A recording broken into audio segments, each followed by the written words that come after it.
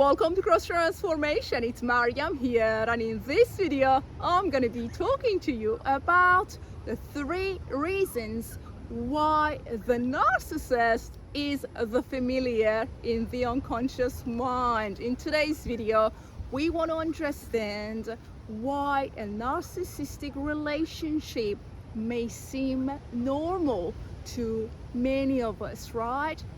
To do this, we must identify the 3 reasons. So let's get going. Let's begin.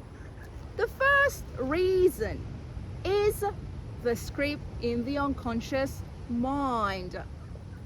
This script is the result of our observation from that childhood, the childhood that we experience. The way that our caregivers treated us, right? Our interactions with them. We want to identify the wavelength of this script. Is this script on the wavelength of narcissism?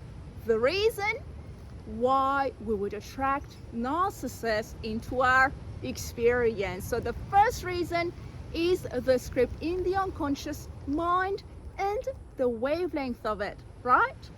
The second reason is the ego, the false self. The false self reads the script in the unconscious mind and it attracts the same wavelength.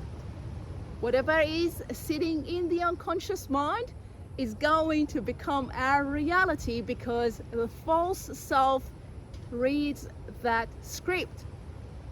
It finds the wavelength of it. It looks for similar wavelength.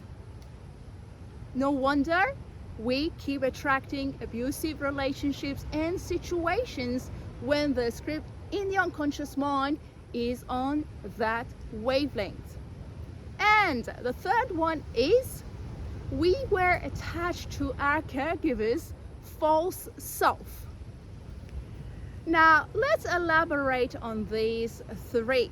Going back to the first one, the script in the unconscious mind. I'm going to give you 2 examples. The first example has to do with our beliefs relative to pain. That pain leads to pleasure. This applies to those of us who had caregivers with some kind of mental health problems.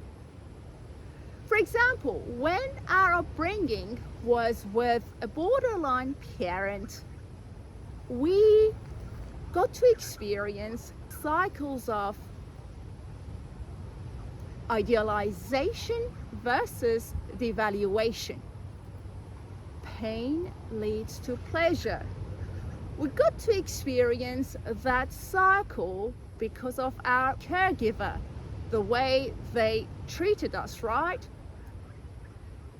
We thought that that cycle was to experience love, to experience pleasure, connection with our caregivers, receiving approval from them, right? Feeling loved by them. The next thing is we thought that hurt, pain, and identity confusion were okay. As a result, we kept numbing our emotional pain and shame. When we numb our emotional pain and shame, we are going to be on the wavelength of attracting abusive relationships. We are going to be on the wavelength of toxic relationships because we have perceived emotional pain and shame as things that we had to numb. That numbness, the wavelength of it is going to attract abusive and toxic relationships. Going back to the ego, right? The ego is going to attract the familiar. That numbness is going to attract the cycle of idealization versus devaluation. So you see how it works?